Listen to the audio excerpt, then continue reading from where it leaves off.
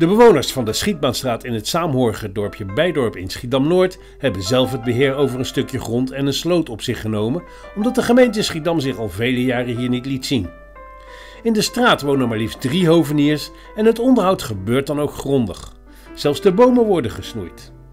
Je zou zeggen dat de gemeente Schiedam dit eigen initiatief van bewoners toe zou juichen, maar nu wil de gemeente het beheer over de grond en de sloot terug en worden de bewoners gedreigd met bulldozers die hun bouwwerken met de grond gelijk zullen maken. De gemeente Schiedam laat aan Pop-up TV weten in gesprek te zijn met de bewoners. Volgens de woordvoerder speelt het al 2 jaar en gaat het om bouwwerken, zoals bruggetjes en schuurtjes, die over een sloot zijn gebouwd, zonder bouwvergunning. Volgens de gemeente is wateroverlast in die buurt een groot probleem en moeten bouwwerken daarom weg. De bruggetjes en schuurtjes maken onderhoud aan de waterhuishouding namelijk erg lastig en de gemeente wil wateroverlast voorkomen. De bewoners zeggen echter helemaal geen last te hebben van wateroverlast. Bij ons aan tafel Peter en Iris. Voor de mensen die niet zo bekend zijn in Bijdorp, het is een zijstraat van de Schiedamseweg. Het is volgens mij de eerste straat als je vanuit het Vlietland ziekenhuis naar Noord toe rijdt. Hè. Dan is het aan de rechterkant is de Schietmaanstraat. Ik zie daar op de straat geen sloot. Die bevindt zich ergens anders. Iris? Het begint, even kijken, de straat zelf.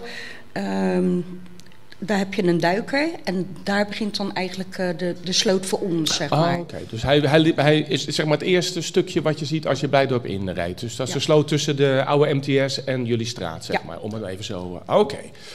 Het ziet er allemaal hartstikke mooi uit. Dat hebben jullie allemaal zelf onderhouden en dergelijke. De gemeente heeft dat verder een beetje losgelaten, zover als jullie weten? Nou, wat sloten betreft in ieder geval. Dat, zover als wij kunnen herinneren, zijn er eigenlijk geen baggerwerkzaamheden hebben er plaatsgevonden. Er is wel eens af en toe riet gestoken, maar ja, niet voldoende. Nou, op een gegeven moment ga je krijgen dat er geen doorstroming meer mogelijk is.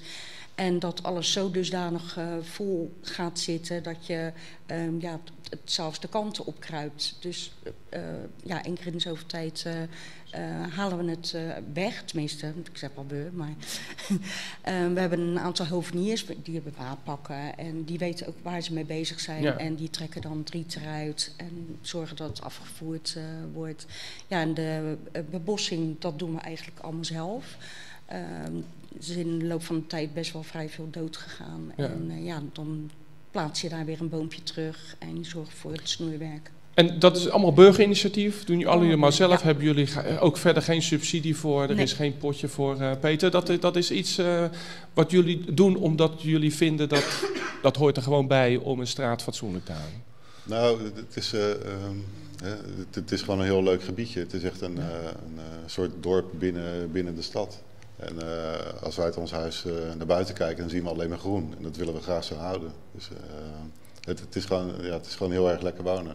Dus op het moment dat je dan ziet dat er iets gebeurt met het groen of er ligt zwerfvuil of dat soort zaken, ja, dan wordt dat toch wel een beetje opgeruimd en bijgehouden. Ja, dan pak je dat gewoon beet en dan heb je het ook verder dan eigenlijk helemaal niet meer. Nee. Want de gemeente, wat ik begreep, is dat de gemeente Schiedam laat dan Pop-up weten in gesprek te zijn met jullie dan. Hè? Het speelt al 2 jaar, het hele verhaal, maar ik zag jou een beetje verbaasd kijken. In gesprek. Er zijn bijeenkomsten en vergaderingen geweest. Er is vanaf begin af aan eigenlijk heel weinig bekend van wat nou uiteindelijk het plan... Ja, het zijn natuurlijk wel plannen, omdat het een onderdeel is van een veel groter gebied. Dus dat is logisch. Nou, op het moment dat het eigenlijk op ons eigen gebied betreft, dus de achterzijde van de Schietmaanstraat, ja, dan wordt er gewoon niet duidelijk wat hun plannen nu eigenlijk zijn.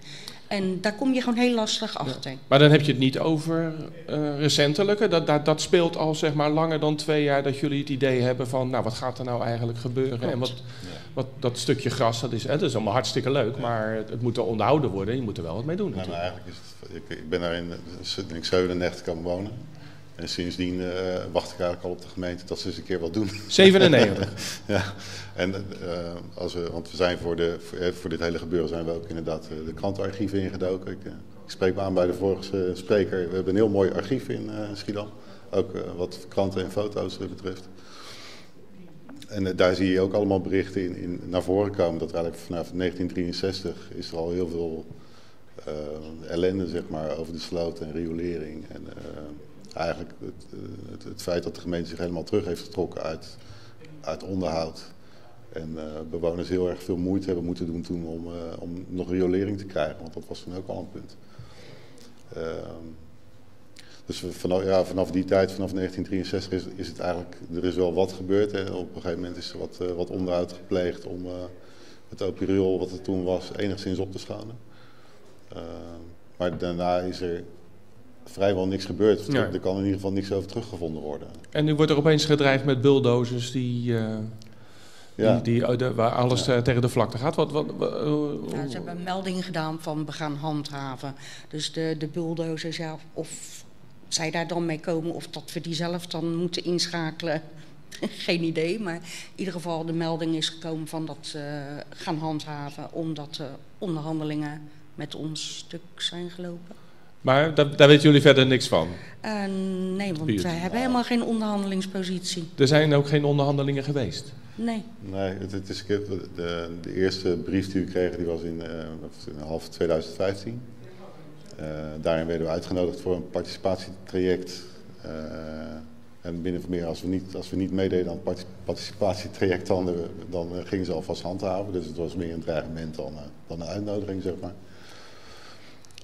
Dus we zijn wel in gesprek gegaan.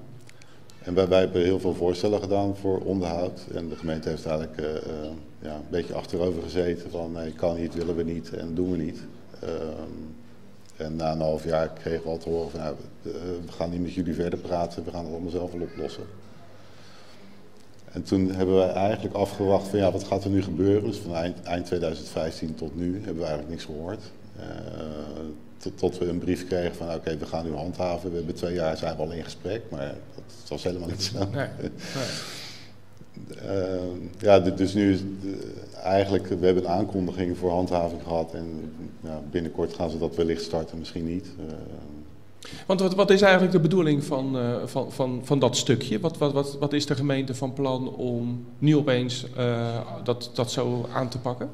Nou, in de gesprekken die ze met ons hebben gehad, ging het eigenlijk alleen maar over baggeren.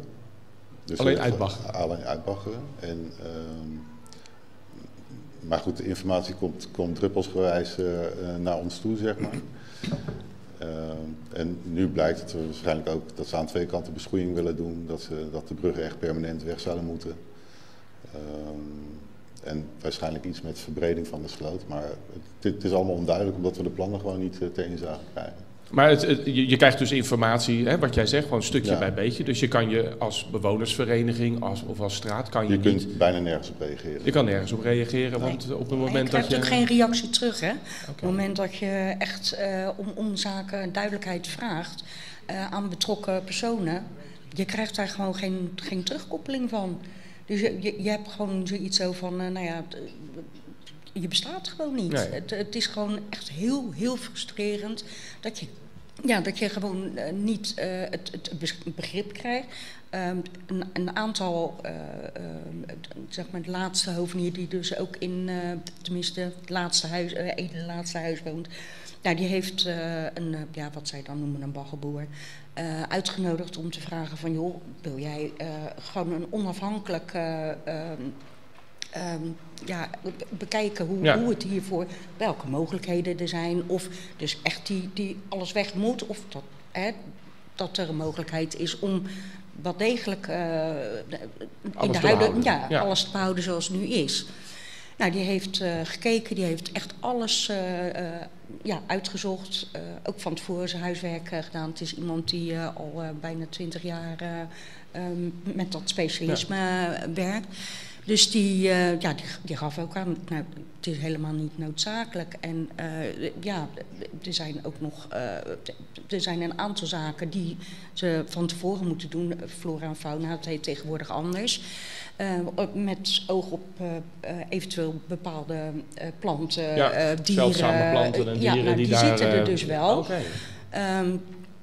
Zo zijn er een aantal zaken waar je dus mee te maken krijgt, maar waarvan wij dus eigenlijk helemaal niks weten. We weten niet eens of ze het überhaupt hebben uitgevoerd, of er een plan is gemaakt van, joh, dat gaan we dan en dan doen, en wat zijn daar de resultaten van, wat komt daaruit. Nou, want wat is het laatste gesprek wat jullie gehad hebben? Dat is vorig jaar oktober geweest. Ja. Dus recentelijk is er wel iets, een voorlichting geweest, had ik begrepen? Het laatste gesprek wat we gehad hebben, dat was eigenlijk min of meer van, we hebben dit hele proces gestopt en we gaan nu handhaven. Maar we komen nog eens een keer met jullie praten en het was min of meer een afscheidsgesprek. Nou, we hebben het geprobeerd, maar we gaan het gewoon handhaven. En hoe gaan we nu verder met, het is een beetje een, iedereen zit een beetje met zijn hak in het zand, heb ik het idee? Nou, wij zitten niet direct met onze hakken in het zand. We hebben in ieder geval een bezwaar. Het bezwaar was nog niet direct nodig, want het is nog geen formele handhaving. Maar we hebben in ieder geval al een bezwaar aan de wethouders en degene die erover gaat gestuurd. We hebben ze daar ook in uitgenodigd om met een open houding naar deze situatie te kijken, in plaats van alleen maar achterover te zitten en rapporten te bekijken. We hebben daar nog geen reactie op gehad. Maar goed, hij is ook pas denk ik een week of 2 weken geleden verstuurd. Ja, 3 weken geleden. Ja. Dus het duurt waarschijnlijk even voordat daar reactie op komt. En ja, mochten ze daar niet op reageren of onwillig op reageren, dan zullen we toch via de rechtbank dit gaan laten lopen. Want wat ergert jullie nou eigenlijk het meest in het hele proces? Waar heb je nou het meeste pijn van? Of wat verbaast je nou het meest? Nou, dat ze eigenlijk aangeven, we gaan een gesprek met jullie aan, maar dat in wezen niet doen. Dus ze nodigen ons uit voor een participatietraject en eigenlijk maakt het helemaal niet uit wat we zeggen of wat we vinden. En dat frustreert enorm. Dus, kijk, we kunnen best, we zijn het ermee eens dat er onderhoud gepleegd moet worden. Wij zijn degene die het al die tijd gedaan hebben. Wij hebben ook last van het feit dat er zoveel bagger in die sloot ligt. Dus we willen graag dat er iets gebeurt. Alleen de manier waarop en de manier waarop gecommuniceerd wordt is gewoon heel vervelend. Ze zijn heel aardig. Het zijn prima mensen wat dat betreft. Ja. Maar goed, ook hele aardige mensen kunnen vervelende boodschappen. Want ik zie die tuinhuisjes, die staan aan de overkant van de sloot, zeg maar. Is dat iets mag dat? Is dat van jullie, dat stukje grond? Of is dat van de gemeente? Inmiddels is het verjaard. En dat is ook het vreemde. Nu komen de zaken boven water, want het is begonnen met de Hoekse Lijn. Daar maakt dit een onderdeel van uit. Okay. En was die Hoekse Lijn er niet gekomen, dan hadden ze waarschijnlijk de eerstkomende 140, 150 jaar nog niet gewacht. Okay, terwijl dat wel al diverse keren is gevraagd. Maar ze weten dat die huizen er staan. Dat weten ze. Ja. Het zijn in principe woningen. De wijk is ontstaan tussen 1924 en 1928. En eigenlijk bedoeld later om weer te verdwijnen. Want het waren voor arbeiders. Ja, noodhuizen. Het zijn ook piepkleine huizen. Maar goed, dan denk ik van de sloop is niet doorgegaan. In de loop van de jaren zijn er steeds meer jongere mensen gekomen, hebben het opgeknapt. En uiteindelijk is dit dus nog overgebleven, want Bijdorp was veel groter. Want waar het Vlietland en politiebureau staat, dat is ook Bijdorp geweest. Dus dat is in de loop van de jaren is er steeds meer van afgesnoept. En omdat huizen best wel vrij klein zijn en je eigenlijk geen bergruimte hebt, is omdat daar toch niets mee gedaan werd en het werd niet onderhouden, hebben wij de boompjes neergezet, een huisje is er gekomen. Niet wij, maar de bewoners voor ons. Het ligt er gewoon al 50 jaar. Dus, ik heb nog even op Funda gekeken. Ik bedoel, je hebt voor 1,5 ton heb je een heel hartstikke leuk huisje. En dat is juist voor die ja, voor starters is het een ideale plek om te beginnen. Ja, dat was ook, met huis. ik denk, toen wij er kwamen wonen, dan ben je inderdaad starter, maar eigenlijk wil je er niet weg. Nee. Zo leuk is het daar. Ja. Ja. En, Nou, ik hoop dat de gemeente en jullie weer tot gesprek komen. Ja. En dat je een beetje weet waar je aan toe bent. En dan Ja, nou ja, gewoon ook een fatsoenlijke manier. van benaderen. En niet het rukzichtloos beslissen. Maar ook gewoon nadenken van wat je dus een woonwijk aandoet. Ja, precies. Ja. Nou, laten we hopen dat het opgelost wordt en dat het een leuk stukje blijft eigenlijk. Want Ja. ik zag ook dat er een fietsenstalling stond of zo ergens. Klopt dat? ja, nee, er staat een fietsenstalling waar heel veel fietsen kunnen staan. Ja, Alleen er staan geen fietsen. daar staan geen fietsen. Nee. Leuke dingen dan. Ja. Ja. Nou, hartstikke bedankt.